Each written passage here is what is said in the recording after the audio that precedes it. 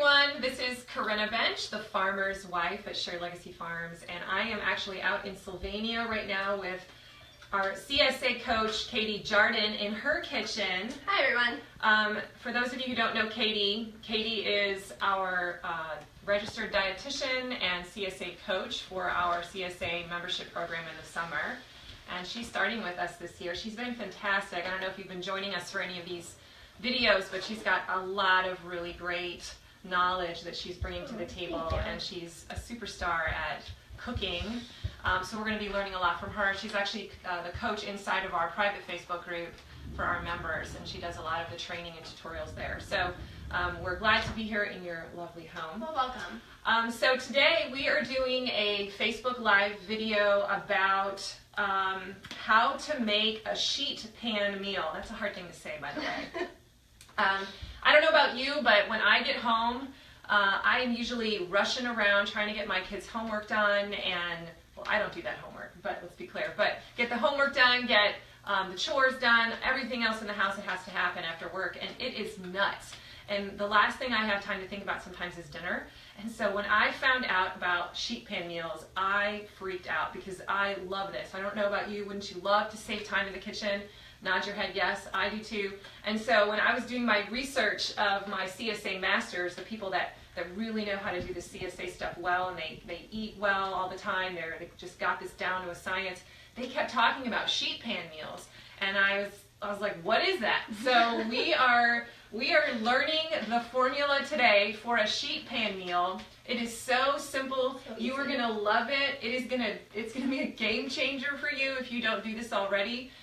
So today, that's where we're starting. And before we begin, I want you to know I actually made a little cheat sheet for you, and you can download it at sharedlegacyfarms.com/sheetpanmeals.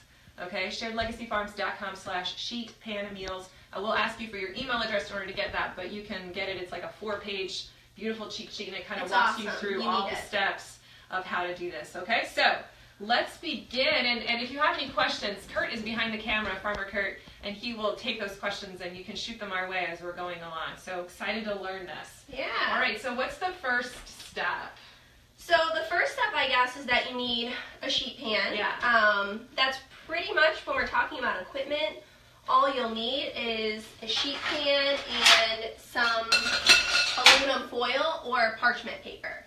So you've got a few different options. Sheet pans could be something like this. They should have a rim on them to kind of keep all the juices and oil and everything in the pan.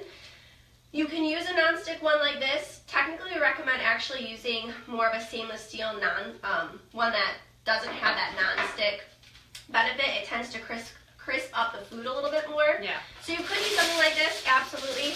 I think this was actually like probably my mom's, and I stole it when I was moving out to go to college. It's pretty used. Yeah. But I love it, and I probably use it more than any of my newer ones. So that's my favorite. That's okay. So lining it just allows for easier cleanup, and we're all about fast and like keeping things simple. So you could do it right on the pan if you wanted to, or you can line the pan. Sometimes also heating up the pan before you actually put your food on it can also allow the food to crisp up a little bit better and improve the color, but you don't have to. So it just depends on how fast you want to kind of prep and get this done. So you can heat up the pan if you want to. I also wanted to say that they come in bigger sizes too, right? Oh, absolutely. So this is kind of a smaller pan, but if you have a big family and you need to get your whole meal on that pan, you'll need a bigger pan. So it might be a worthy investment. They're not that expensive. And if you use sheet pan meals a lot, which I think you will once you learn this, it's definitely something you want in your kitchen. And you could always use two if you had to. Yeah.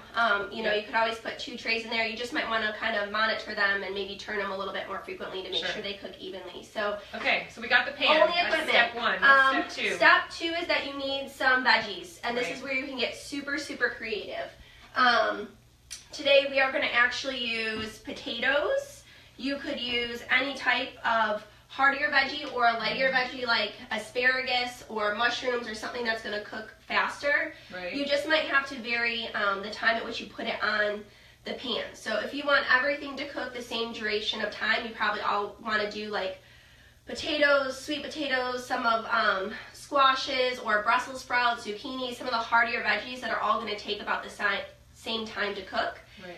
Asparagus isn't going to take as long to cook, so we're actually going to cook the sheet pan meal, and then when it just has 10 or 15 minutes left, we would just throw the asparagus on. Right. So you can actually kind of play around.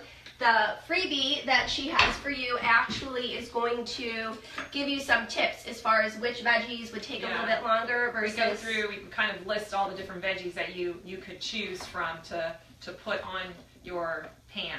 Yeah, so you just want to cut them up. You, just like if you were roasting veggies, you would want them to all be approximately the same size, so that way they take the same amount of time to cook in the oven. And the smaller that you chop these, the faster quicker it's they're going to cook. So you can kind of play with the time as well.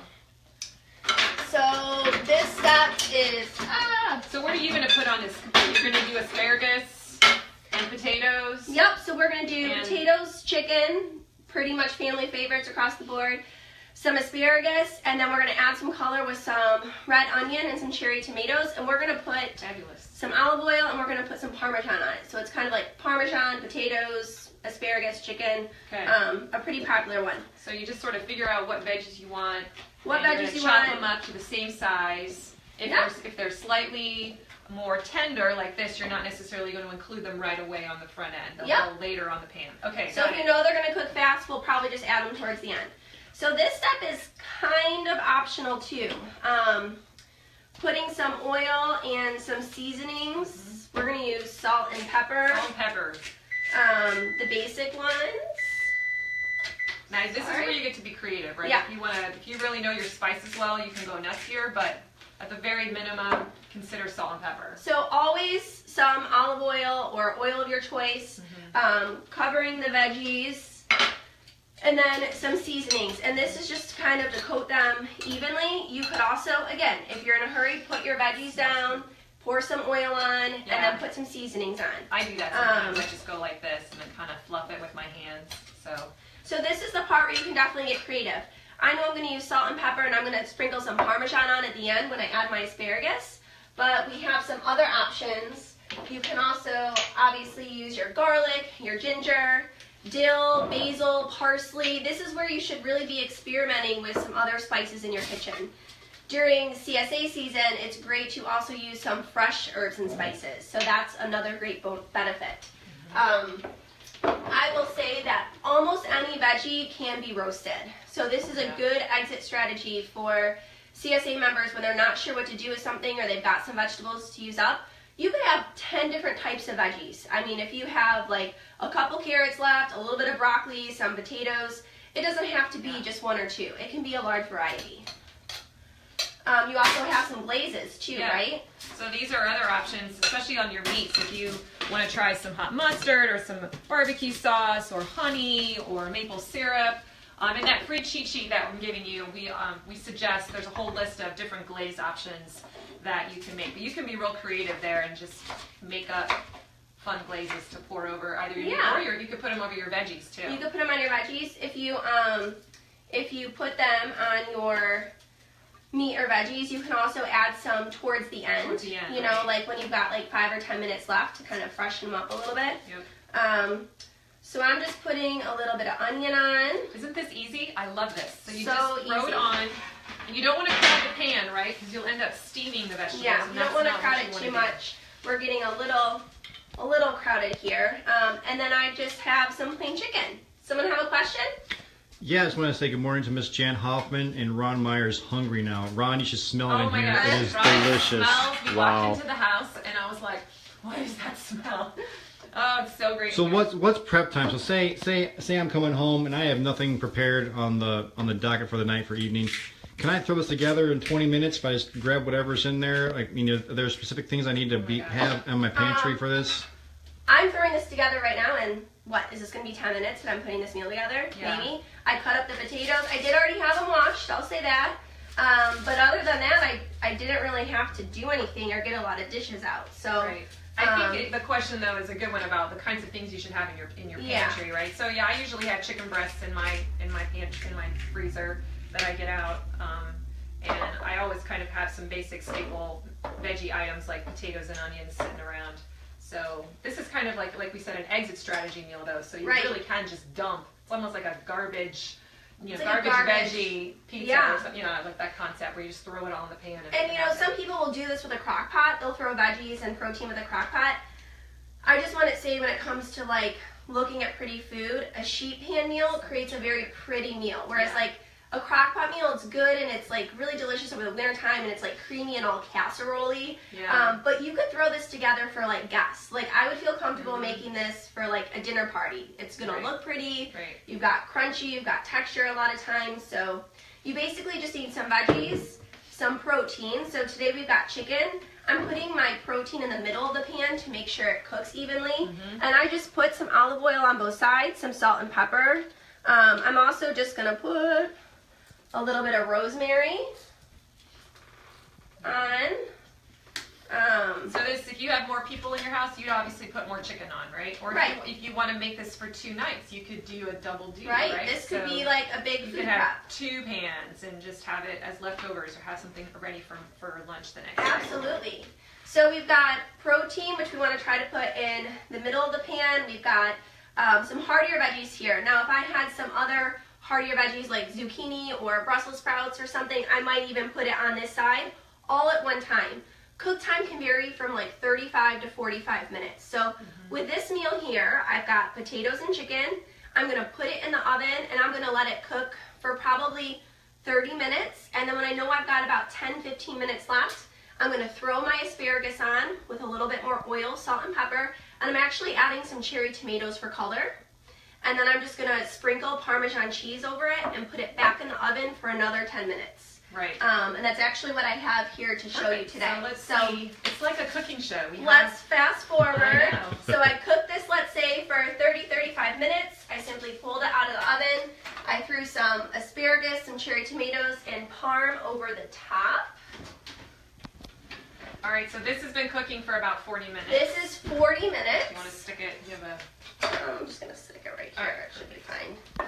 This is 40 minutes, and you can see it took probably, what, 10-15 minutes to prep? Oh, that smells amazing. Yeah. So you just kind of want to check then and let it cool. Let it cool a little bit, obviously. And you can sort of toss it maybe a little bit too if you need to, but it doesn't. It looks great. So I did turn most of the veggies once while they were cooking. When I took it out to add the asparagus, I just kind of turned the potatoes over a little bit. So potatoes are cooked. They're coming apart pretty softly. I'd probably just cut the chicken and make sure it's done, and it is. It's cooked perfect. You can see it actually looks like it has some moisture still. So well done. Woohoo! Isn't that awesome? Oh my gosh. Super easy. 40 minutes. And the cherry tomatoes, like, I know especially during CSA time, you have a lot of tomatoes, and they're just a great way to cook a little bit fast, add a little bit of sweetness and color. So I think everyone will agree with me, this is prettier and just as easy as crock pot meals. Oh, it is. Yeah. And it's just like 5 steps. So first you prep the pan, then you pick the vegetable, then you pick your protein. So we chose chicken, but you could easily do pork. Yes. You could do pork chops, you could do pork tenderloins, you could do beef, you could do fish. Fish is often very, although you would add that probably later on since they cook, fish tends to cook pretty quickly. So you pick your protein, then you're going to add your seasonings or glazes, if there are any glazes, and then you pop it in the oven. It's step 5, and you bake it for 40 minutes. So simple. Super simple. I will say sometimes too, if you are cooking fish and you don't necessarily want like the juices to run off into veggies, like chicken, it's going to be okay. Fish you can also put in like its own separate little tin foil and kind of create a little wall or a barrier. You could do that with anything really, but with chicken or beef or pork, a lot of times it's okay if the juices run. It's just going to add more flavor. Right. But yeah, this is a super easy, healthy meal for your family. One pan for the most part.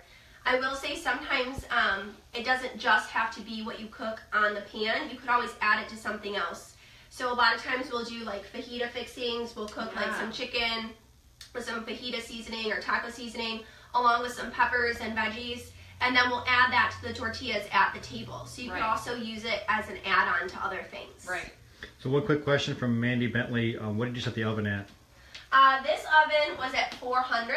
Good. And it took about 40 minutes for this meal with the asparagus added just for the last 10 minutes. Okay. Yep. Yep. I want to say good morning to Miss Rebecca Cross, Jillian Blackburn, and Kendra Davis. Oh, hi guys. Thanks for joining us. We're talking about sheet pan meals.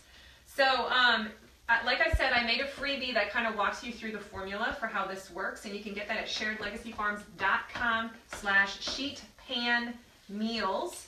And in that freebie, you get the 5 steps, plus you also get a bunch of recipes for samples, different ways you can do this.